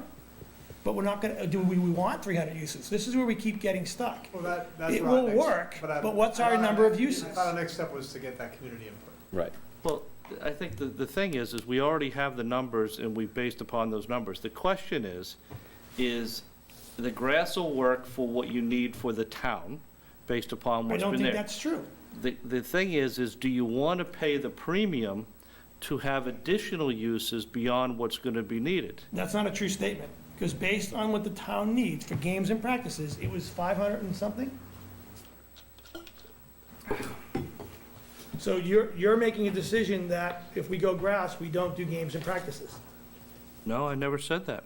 Well, We went Professional through this, opinion we went is- through this in the last meeting, as to what We things never are. made a But, decision. hey, Mike, can I just stop you here? Because you're going down a rabbit hole that we still need to just come back and figure out where we are. And where we are is we have a site, and, because they need to know some information from a design standpoint. I think there's a consistency with the site. I think there's a consistency that we want to have the 8 lanes, because it's not worth reducing it down to 6 for the $30,000. Right. That allows them to go forward and start to, and they have the geotechnical stuff. That allows them to start to go forward and actually do the design of the site and start to prep the stuff for the Concom, which they have certain dates that they want to move forward so we can bring this to town meeting. So we have all that. And what we know right now is that, you know, we're somewhere between 750 and 1 point, whatever I said before, money over budget. So. And we have to are you- figure are out you what basing that on need is. 3.5 million? Yeah, what did I have? $3.5 to $4 million. And, you know, the next thing we have to do is we have to go meet with the CPC. Because at the end of the day, they're the only ones that can recommend, They don't approve it. then. yeah, what the CPC numbers are. So that's their role. And I think that, you know, from what I'm hearing, and let me jump in here to share some of Gary Gerritson's comments, is that when he first came in here, as being a farmer, a longtime cranberry grower, being here in the community for 100 years, knowing there's 4 other fields, his feeling was that, well, we can make the grass work. You know, as long as we maintain it, and as long as our operations and maintenance department has the funding and the tools necessary, we could maintain that. However, after listening to a lot of the dialogue, and he recognizes that even though that technically may work to cover all the needs for the school and any town-related programs, particularly for games and sometimes practices, there may be a greater community need to justify going forward with the synthetic turf. And if we can find a way to afford it, then that's what we should be trying to do. So that's, and again, he apologizes for not being here, and he's not 100% convinced, but that's how he's leaning at this point. And it sounds like that's where a lot of the people in the committee are leaning, as to how do we figure out how to make the synthetic turf work. So we still know that our number is very big, so we have to look at all the other options to see how we can reduce that cost down, whether it's not doing LED lighting, whether it's removing some of the fencing, whether it's dealing with the bathrooms, the staging, I mean, the stuff. Those are the pieces that we have to continue to work with. And that can be done over the next few weeks with this committee and the CPC. But I think there's enough information for the consultants to continue to move forward on the big picture to start to put some of that stuff together. And you know, the town only has so much money, so even though we want all this stuff, we really need to figure out what is the priority. And if the priority comes back that it's artificial turf, then that becomes the priority. Then we figure out how to add on things now or over time. And ultimately, the town can afford what the town votes it can afford. Correct. So, you know, you're saying a number of 3.5 or $4 million right now. That doesn't mean that number couldn't, if we came back and worked this and got it down to 4.4 and put that number to the town would make a decision on whether they wanted to do that or not. Absolutely. You know, again, my number that I And gave then, yeah, last obviously, we're not time talking was about kind how of that would be financed, and that would be part of your responsibility Right. to actually lay out for the town how that would actually work. But that's where the decision would be made, whether they're gonna support that or not. Right. So I don't know if it's locked in that we say, our number's 4 million, we have to get to it. So my point is that we've gone through this and tried to design something that meets the needs of what we think as a committee is best for the community. I don't know that we've all agreed on that. To Scott's point is, if that number is 4 million, great. If it's 4.5, great. If it's whatever it is. Anyway, we have to be reasonable, we can't come, we know it's not gonna be 6 million. We're not gonna put And I 4 will tell you, at million some on point, it. Mike, there's gonna be, it'll be dead on arrival. And that's the piece that you just have to figure out, because you have to go back to what the town can afford. And if the finance groups and all the things come back and say, listen, it's teachers, or it's this, or whatever, and I don't want us to go down that road, but, you know, the town still only has so much money at this point in time. I 100% agree with you on that, but I think that I'd rather it be dead on arrival with a design that we all think is what's best for the community moving forward than dead on arrival with something that was sort of halfway. Yeah, it's gonna serve a purpose, but it's not gonna get us to where we wanna be. I guess I can't put my full support, not that I'm even voting, but I can't put my full support behind this if there are, I think, holes in the design. And one of the biggest holes in the design is if we go to grass, I think there's a hole in that design. It's not gonna meet the need of our community. And that's, Let me try to explain this again, because when I explained where Gary was heading, I think that in the sense of the rest of the committee is very interested in moving forward with artificial turf. I don't think you need to if we can explain it make to me that again. work. I get it. So I'm why just- are we talking about grass right now? Okay. I get it. I'm just telling you, let's design something the community wants, not what we can afford. Let's design something the community wants and then see what we can afford.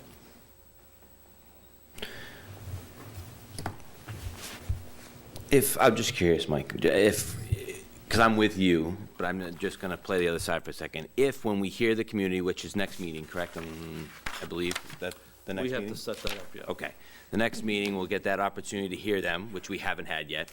And once we have that, then will we, the five of us, be voting after that, right afterwards, or we'll have to figure that out, right? Well, first of all, I mean, we're having a public hearing that people that want to show up will express some interest. Obviously, I will tell you what people are going to say before they come here, because people are going to come and say they want turf. And whether that's 20 people or 50 people or 70 people, we don't know what that's going to be. Well, But it there's may. going to be an input into what happens, and then, you know, assuming the committee still goes in that direction, then we still need to move it forward through CPC and through the town, and then figure out what is going to have to be cut in order to pay for this additional stuff.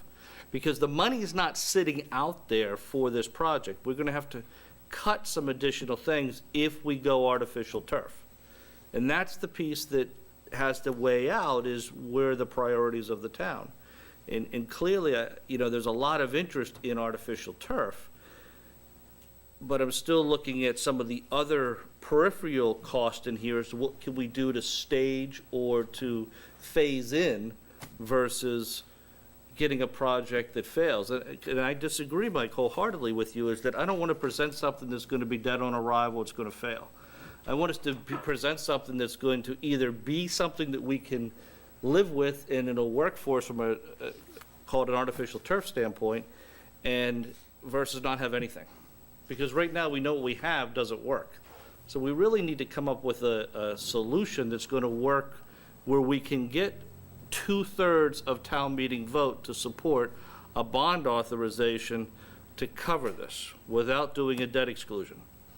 So my focus is 2/3, because without that, there is no project. Majority is easy to get, 2/3 is hard. Okay, so what I was getting at before is, for the next meeting, when we get to hear the community input. Now, I think you're feeling a certain way, but at the end of the day, I was actually surprised. I've listened to some community members, some people that have come here and talked, and I don't think it's as overwhelming as, you know, maybe we're making it out to be, that, you know, like you just said, people are just gonna flood us with, we want turf. I don't know. I'm not sold that that's gonna happen. And what I was getting at from Mike is more, if we find that, I'm just gonna use the football president, or we have a soccer president here, maybe he stands up today and says something different. Are we supportive of that, or are we going with still if the community isn't going to overwhelm us next meeting with everyone loading it up and saying we want turf, are we still gonna listen to that?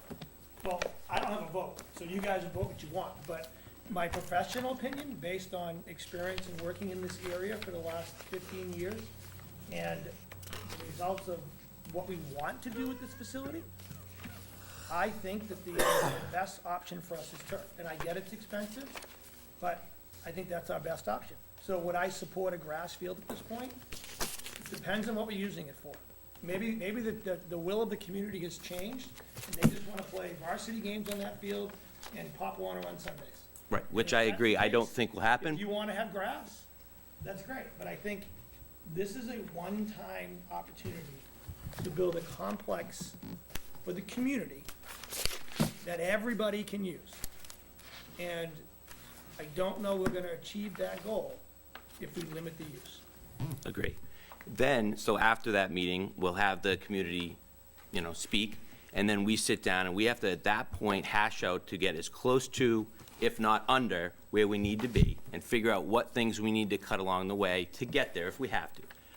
One of my questions was, if we eliminate things, does that eliminate CPC from ever being able to come back in and help us with those things? I had mentioned lights like a few meetings ago. I'm just curious, because I am big on the surface. The playing surface is the start. That's what we need. Then you become either a grass town, or we're gonna become a turf town, and we're gonna be this way for longevity. If we eliminated something off, a concession stand, which we talked about today, would that be something at a later date we can go back to CPC for? I don't know the answer to that. I was just curious.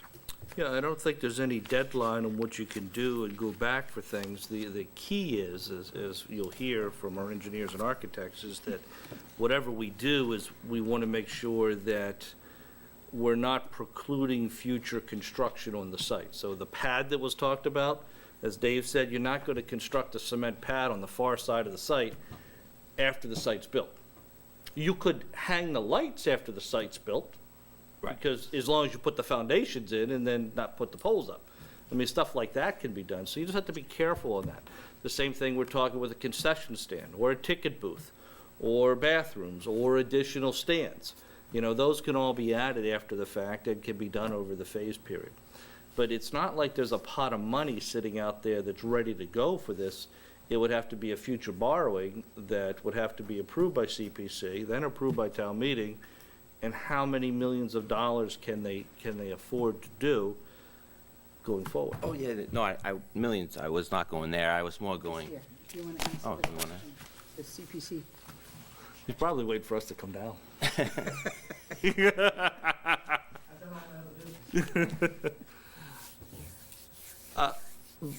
So, let me try to, while you're here, Bob, we're gonna put you on the spot.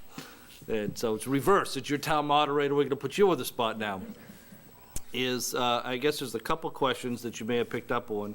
One is that if there were certain things the town felt it couldn't afford now, then in the future years, they could come back for future CPC funds if they were available under open space, which would be allowed if it's there.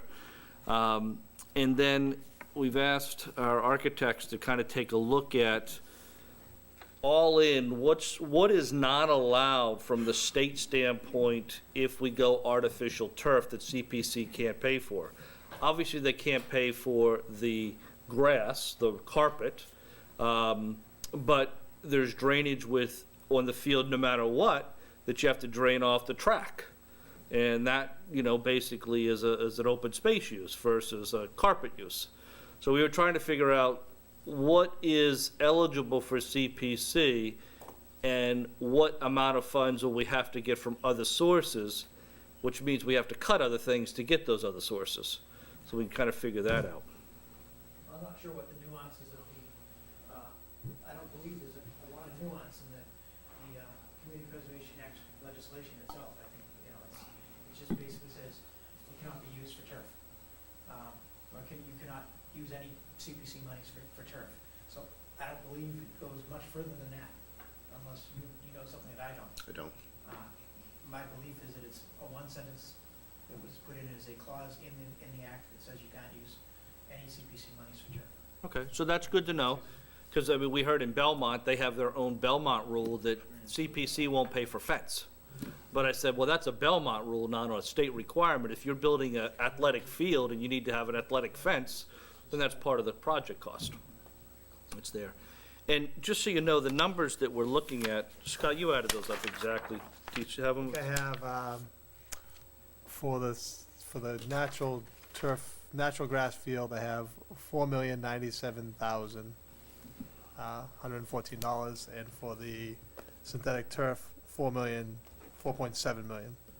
So a difference of about my difference is $632,454. So that's the cost differential between That's the the two. cost difference between the two projects. And assuming that cost differential is for the turf, Yeah. that would have to 4.1 be versus another fund. 4.7.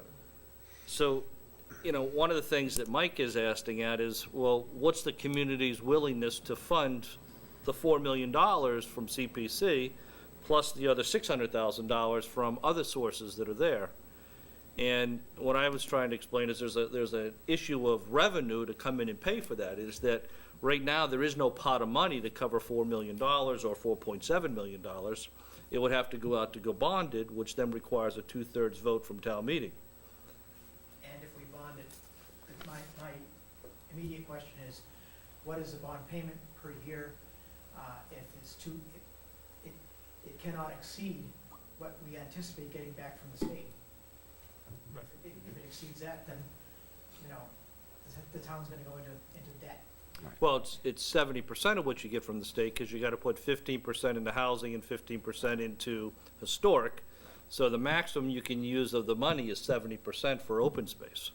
I mean, which is 15% and 55% from the undesignated piece, which gives you 70%. Which in the end ends up potentially hamstringing the committee from doing anything else for Paying 10 the- years. Paying the debt. Yeah. And Mike, that's where we circle back on, is what can be afforded, is there's only so much that comes in. And how do we make that work? So it's, I get it. And those numbers I gave, just so clarity, that was adding in the alternates, All adding, the- adding both alternates in. right.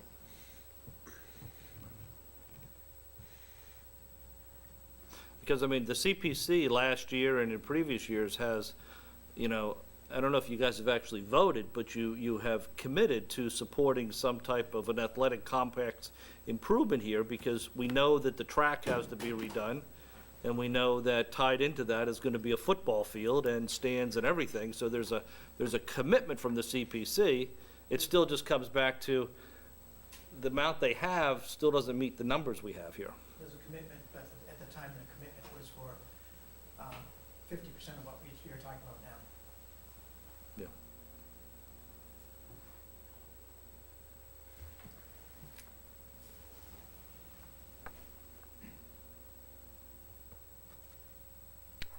All right? Any other questions? All right, well, there it is. I don't know if you want to take any comments from the public that's here, Michael. I do, but anything from you, Mike? No. Okay. And I know Bob wants us to head downstairs, so we're gonna do that in a second. Just open it, you guys have been here for a couple of the meetings and you've heard some stuff. Just wanna give us your name and just, Sure, Matt Ginnity. I can understand trying, going out and designing everything that you want, and big enough for the future, and bathrooms, and extra bathrooms, the whole deal. But the bottom line is, we come up with a large number, 4.5, 4.7, and the town says, no, we still need to do something to the field. We still need to repair the track. So, just for numbers, if we look at it the opposite way, what would it cost just to put a turf field and just put a brand new track in? That's it. Then, okay, now, what would it cost just to do the bleachers over? What would it cost just to put a small press box? I don't know much about the press box, I've never been into there. But 12 by 24 is large area. For, how many home football games are there, late season? Approximately? 5 or 6. Five. 5 or 6. Pop Warner uses it as well. Pop Warner uses the press box? Okay, so I just, it seemed, not that even, it doesn't have a big outcome in the price, but if we went the other way, started off at the bottom and worked our way up to what we can afford, what do we think? Can the CPA, can we afford 2.5 million? Can we get 2.5 million from the CPA for the project? If we can, and we're confident in that, what can we get for 2.5 million? I would love to have the whole complex done at once and large enough for all of our future in 20 years. But the number we're talking about is, it doesn't seem realistic. And I'd hate to have it shot down and not have a second plan, or not have, start from scratch again. So just, if everyone looked at quickly at how could we build this project up from the ground to a number that we think we're comfortable with? I think turf is important just for the usability. And it's a community project. It's not just for football. It's not just for soccer. Not just for field hockey. it would have much more use, I think, than your typical grass. And I know. We talked last meeting that softball and baseball can use it in the spring while the fields are muddy. Exactly. And you talk ballpark, 500,000, $500,000 more for turf over grass. I'm a proponent for that. I don't know, I just think that. Are you soccer or football? I'm sorry, You're soccer. Talk about lights. lights. Yeah, how important are lights to you Lights guys? for regular season games. Mike could speak a little bit about this. How many night games do we have for soccer this year? No, I mean, typically, if you had a turf field with lights, you could probably schedule 3, 4, maybe 5 games. It's important because your usage of the town would allow you to use the field to say 8:30 at night. Typically, I go up to Norwell a lot for practices, for soccer practices. Their fields are usually rented 5 nights a week to about 9 to 9:30 from outside businesses, I guess you would call it. If we were able to do the same thing, if we had lights, we would be able to recoup a little bit of future maintenance costs doing that.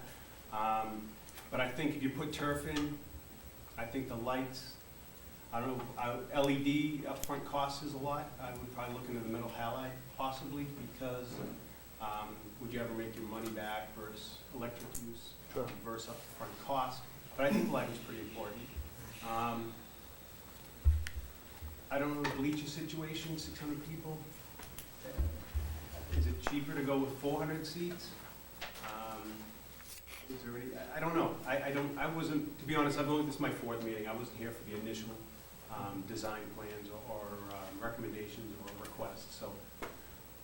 And do you head up the local soccer? Yes. Okay, for youth and everything? Youth soccer. Okay. All right, so you're real talking about layering the project, but making sure the base layer includes artificial turf, because that's what's needed, and then add on as you can afford what you can, because you don't want to not have anything, because something needs to be done. Yeah, exactly. And if we realize that we can afford $3 million worth of projects, can we design a complex for $3 million that fits our needs? Probably not. I don't know that. I speak to a lot of people, the public. They want turf, and it's the conditioning of the fields. They're tired. You know, they're disappointed, and they understand why. You know, if you can't water, you can't grow grass. And no one's pointing fingers, because they understand. You know, they had a failure with the well, so they don't want to see that happen again. And they want their kids to play on an even and playable surface. And I think people are willing to pay for the turf. I don't think that's a question. I think people may not be willing to pay for the bathrooms. I know it's not ideal, but Norwell has a beautiful facility. They don't have bathrooms, or they didn't until recent. They have porta-johns. Is it ideal? No, it's not. But if you're talking a $200,000 savings, if $2,000 here and then $50,000 for lighting and a couple other adjustments, if that gets you $300,000-$400,000 savings, that might be a make or break situation. Concession stand. How big of a concession stand do you need? How often is a concession stand used? If that is also another factor, I know that, I'm sure it's a revenue maker, but if it's gonna be a make or break, I just hate to see a project fail for certain things. I really would like to see a field and a track. Everything else on top of that is a bonus. Obviously, we need things, but I think we have to secure that aspect in a price and then go forward to a price that I think everyone up here has a realistic number of what the town is gonna go for. I don't know if the town's gonna go for $4 million. I think they probably would go for $3 million. Will they go for $5 million? Who knows? Yeah. Sir? Alan Farquharson, I'm the president of Cavalier Soccer. I'm sort of exactly on board with him, because we talk all the time. Bill? Bill Kelly, a couple things. I know Mike Schultz has brought it up, a couple things, but number one, I think it's very important that you have a budget and funding mechanism. I I hear very few rumors. And to be honest, quite honest with you, obviously I see a lot of the community every day. The community is completely intact with this whole project.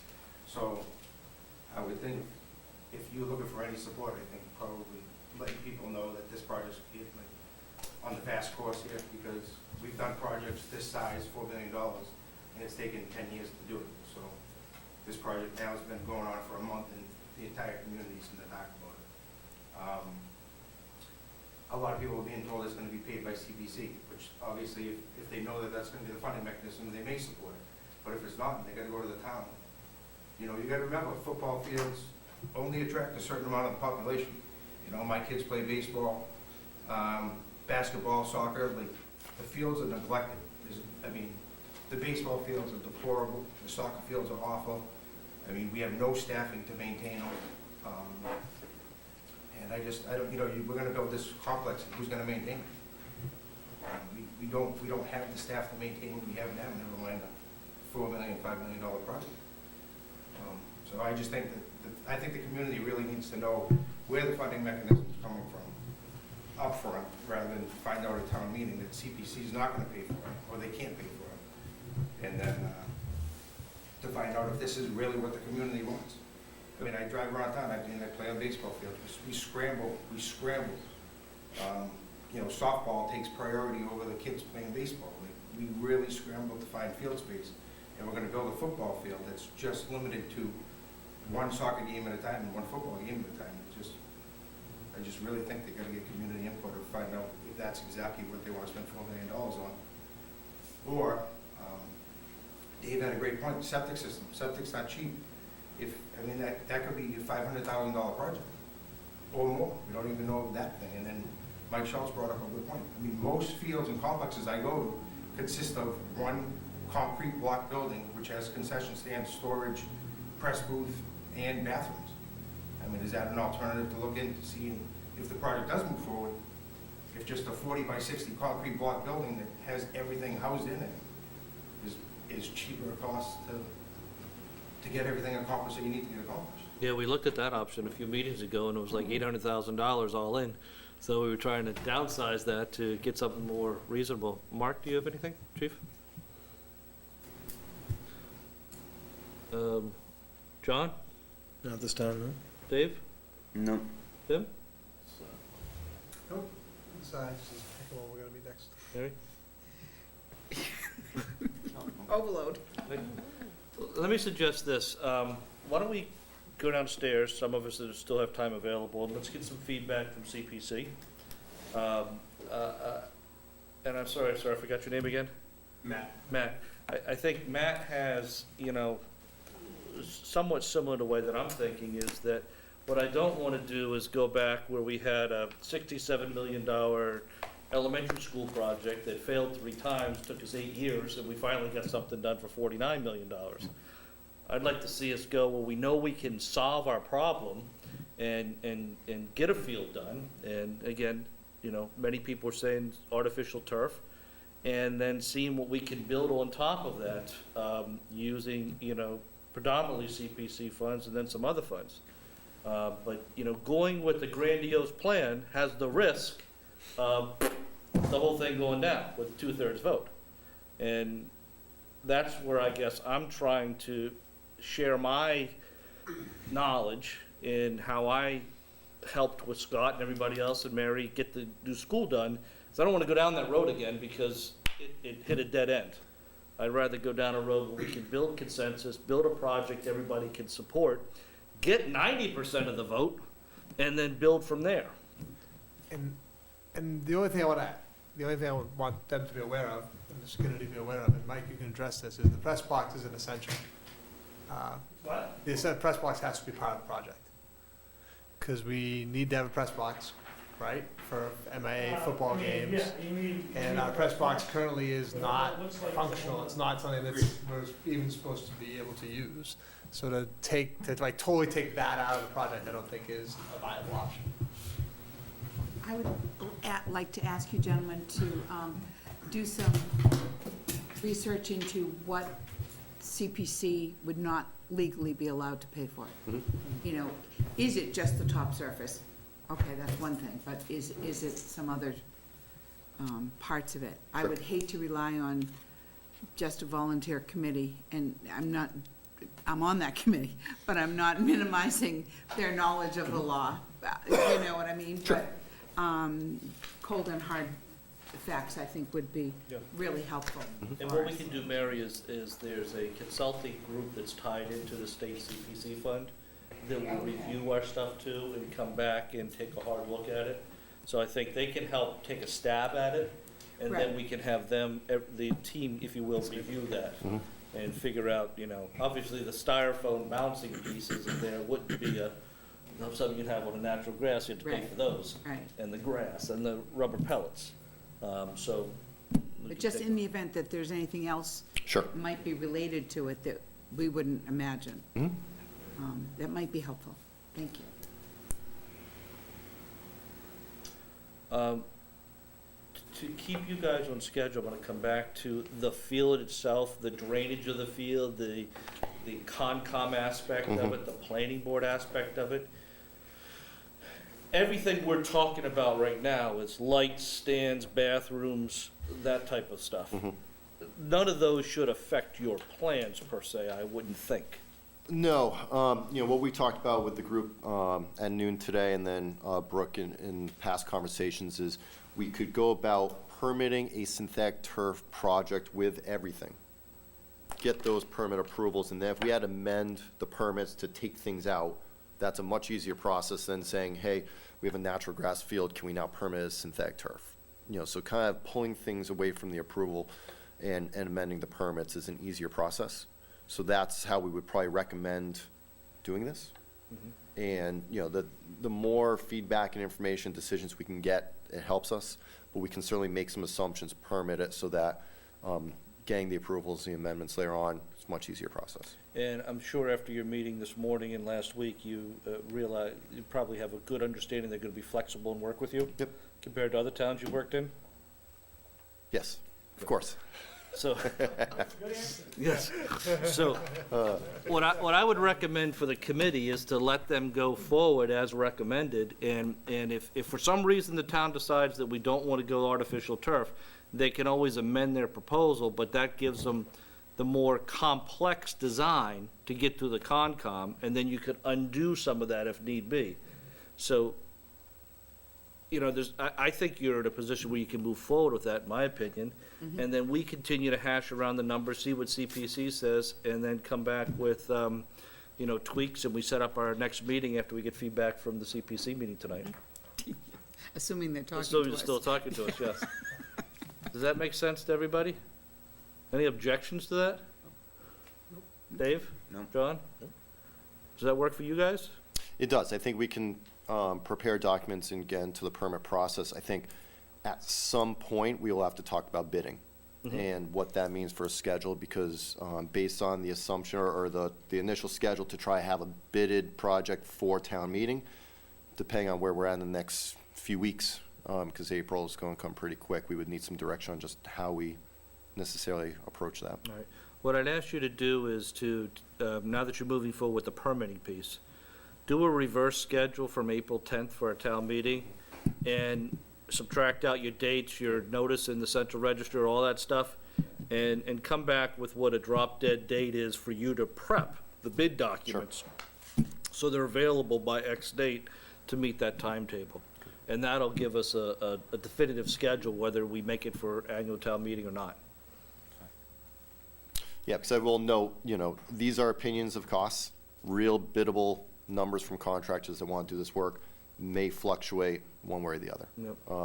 And hopefully, bidding as early as we can for the summer construction is going to help. But that's, And the only other thing, as I'm thinking out loud right here, is I would just make sure in your plans right now, you at least include the foundations for the lights, because those would be problematic to put in after the fact, particularly with the wiring.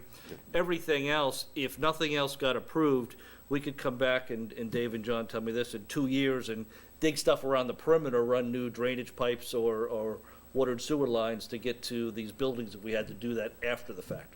Wouldn't be ideal, but we could do it. Right, it would be outside of the field area, so yeah, we wouldn't be, you're talking like restrooms or Yeah. things of that nature. Yeah, I mean, and that can be done without disruption to the field. The one thing you don't wanna do is, touch the field, but it would be outside of that, yeah. Yep. Yeah, but you definitely wanna get the, the light posts in. You wanna get the electrical feed, especially everything that goes underneath the field. If it's gonna be routed that way, maybe it doesn't have to be, but get that infrastructure has to be done for sure. And I'm looking at the thing here, I didn't think about this before, but where you have the bus loop, and although we love that idea, should we include that as an alt? Is that critical to have at the start? I'm gonna look at you, Scott, for that one. Well, I'd like to talk to Andrew Michael. My thought is, so I don't love the concept of stripping this down to nothing. I'll be honest and saying, let's just do a field and a track. I just don't think that's I think that's a long-term a loser, because we'll never build it, we'll never do it. That's my opinion. That being said, if that's the direction people want to go in, I don't know if I'm going to say, don't do that. So, if we're not talking about doing a concession stand, then we keep the concession stand we have and we don't do a bus loop. That's my initial reaction to that. Mike, I don't know what your thoughts are. I think your thought is maybe you're not, maybe you don't agree with mine of, I think it's crazy to just. Whatever the number is, we Right. can build to that number. I just don't think we've got the hard number yet. We build to the number once we have it. I think, I agree with Mr. Kennedy that it's a necessity that the field surface is important, the lights are important, and the track at a very bare minimum. And I just did some rough numbers, that still comes up to $2.5 to $3 million. The other things are great and if we can do them, we do them. But, I do, think that that's a bare minimum. I agree with you, Scott, that the other things won't get done. I mean, once you dump $3 million into a project, the chances of us going back to the town and asking for another 1.5 later on, it's probably not gonna happen. So, I think it goes back to what is the will of the community? Do they wanna spend 4.5 or do they wanna spend 2.5? And we build to that. I don't know. I think we're all in a different place. I think we all want the same thing, but we're all in a different place on how to get there. But it's gonna come down to what the town is willing to spend, starting with CPC and then whatever capital money we have. But I mean, people going back to a number like 2.5, and Michael, at our last meeting, you said, I felt like you made a pretty strong statement that a 3.5 to a $4 million budget was realistic within what you've laid out within the town's plans and CPA funding and our capital projects, and so I don't think we need to start talking about a $2 million project right now. I agree. I don't think we're looking at the bare bones of just a field and track. I think we've got a field, a track, lights, and then some. And the question is, define the and then some. And that's where we need to work on. That's my opinion Yeah. at this point, is that what's the then some? And, Mike, if you can get us some information on whether or not the press box is a requirement, or if it's a nice to have, those are important things to figure out if that falls in the and then some. I talked about the food truck. The food truck's a portable option. Anyway, Are the existing bleachers a safety hazard? those bleachers, in my opinion, I'd say yes, because I've dealt with some bleachers before. They're not a safety hazard now, but you can't really rebuild them and relocate them and stuff like that. I mean, Change that around. it's tough to do that, because they're generally old steel and stuff like that. They're all rusted and, Are they being moved? or they'd be just tossed, they'd be scrapped, Okay. they'd be scrapped. Yeah, they wouldn't be being Yeah. put someplace else. Actually, there's a brand new set of, you still gotta assemble, one for the other field. Do you guys have enough information? I think so. All right, good. All right, then, Phil? What's the rush to get the project done this year? Like, what do you think, I agree, I hear. So I the agree problem with is getting the project track done. right now is not functional. There's too many breaks in it, and as Mike has been saying for the last few years, that it's at a point where they may have to start scheduling their track meets in other towns. Yeah, the track is really getting to the point of being unsafe and unusable. Yeah. But I'm a taxpayer, and I pay a lot of money in taxes, but I would rather see the project be done complete and proper, and none of this piecemeal stuff. if you put the project out a couple of years where you knew there were additional funds were there, you could start planning accordingly. Vote to appropriate. I think as you've heard, there's an urgent need to do something now with the field that needs to be done, and there is CPC funds available to do that with. So we know CPC is committed to it. I'm just gonna go back to the then some. Well, Mr. Belvin just said you're gonna strip the entire CPC fund for 10 years. Yes, and there's a commitment that they wanna do something like that. And that doesn't affect your tax revenue, because that's all built in. No, it- I don't think If anyone's there's actually, other projects need to be done, they're not gonna get done by the CPC. yeah, CPC has 3 uses. I just think you're rushing the project, and I think it's gonna get done, not to where it should, the level it should be done. You're trying to rush a project, and cut this and cut that. Okay. That's- Thank you. Any other comments? Tim, you need anything? All right. Mary, we have to get downstairs, see if they still want to talk to us. See if they'll still let you in as part of the community members. Thank you all. Do we have another date? Let's see what happens to CPC and then come back. They may need 2 meetings to kind of, we need their input before we do anything now. Yeah, okay.